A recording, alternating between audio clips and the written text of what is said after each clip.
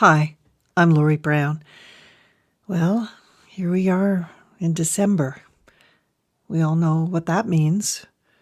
Or do we? This year is so different for all of us. But for those of us who celebrate Christmas, and for those of us who need to find a way to get through Christmas, our old tactics and rituals are just not going to cut it this year. What to do? The whole buying gift thing is fraught too.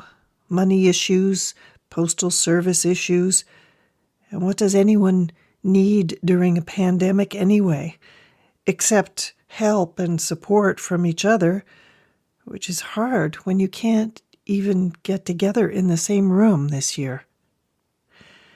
Offering help and support has become what Pondercast wants to be for you. So with that in mind, we put together something that might work for someone you care about and want to be there for but can't. It's a Pondercast care package at a reduced price. It's our Shining Moon t-shirt, our pin, our brand new album of music from Pondercast Season 3 by Joshua Van Tassel, and our guided night journal. A week-long journaling project to help keep your nights on the rails.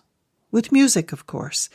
The night journal is a way to redesign your nights in a way that should bring someone you know some comfort.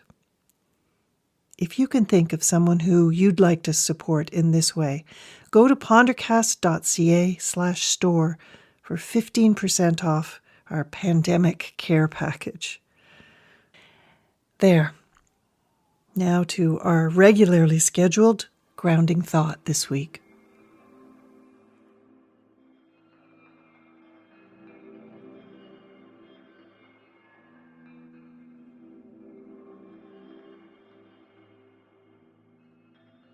I was listening to Carol Off interview one of my favorite authors on As It Happens, and that's author Robert Macfarlane.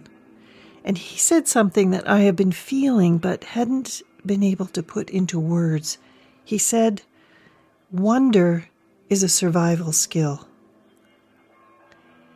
I guess it always has been, but now, this year, on the cusp of winter, of Christmas, in a global pandemic, stuck inside with ourselves, wonder as a survival skill seems even more important, but so much harder to find. When the view out the window doesn't change, when no one new is knocking on the door and arriving to shake us out of ourselves. Our minds are casting a pall over everything, showing us just how fragile our sense of wonder truly is. How to see wonder while standing still. How to invite it into our bubble to break open our day, our mood.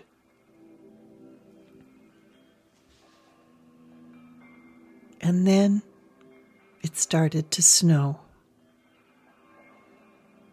Who thought a first snow could ever feel so sad?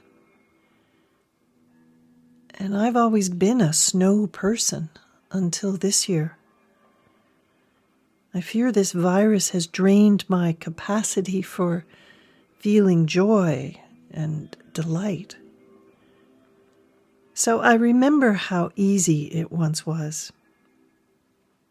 Remembering the first snow of the year as a kid.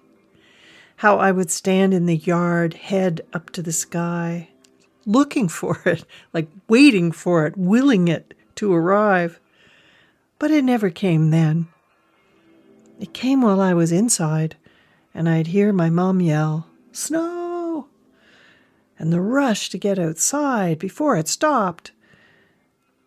That, being so young, I ached to see my world transformed, to be shown how life could feel so different from one moment to the next, that the world was filled with such possibility. Snow has always been my easy access to wonder. It would fill every cell in my body as I flew around the yard, head back, mouth open, tongue out, making a meal of my joy, letting it fill me up from the inside out.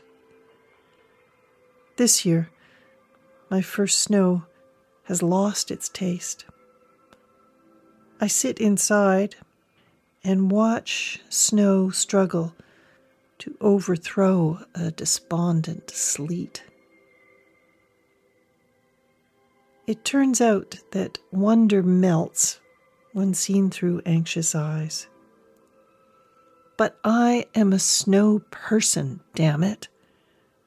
So in spite of the sleet in my soul, I yell snow to an empty house and force myself outside to stand again, head back, tongue out, and ask for snow's blessing, a communion with wonder.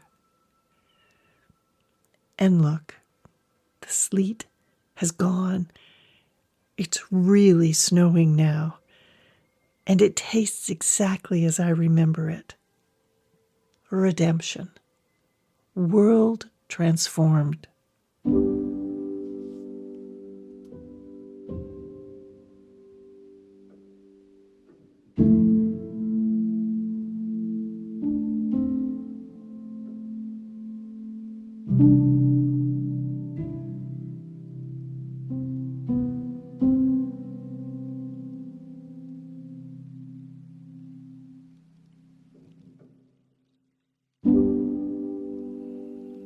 I'm finding my wonder more often than not these days from the natural world, not the human one. Partially because there are a lot of humans who are really disappointing me these days. And the news is very hard to take. And also because there are so few human interactions. So I turn to the natural world. This morning at the kitchen window, filling the kettle, I saw a crow yawn. He was walking across the lawn, looking for leftover apples from last night's offering to the deer, and in that tiny moment of cross-species recognition, I felt like I had rejoined the world again. Where else will the invitation come? Seeing the tall grass flattened under the pine where the deer bedded down last night, warm and dry, it looked like the perfect spot that I would have chosen too, if I were a deer. The spider in the barn, lacing its web across the sunny window, I tell myself, that's where I'd build too.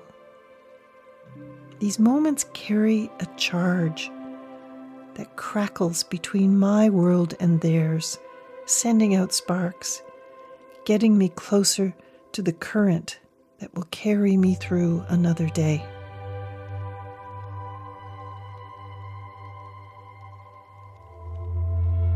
Wonder is your best survival skill. Go find it.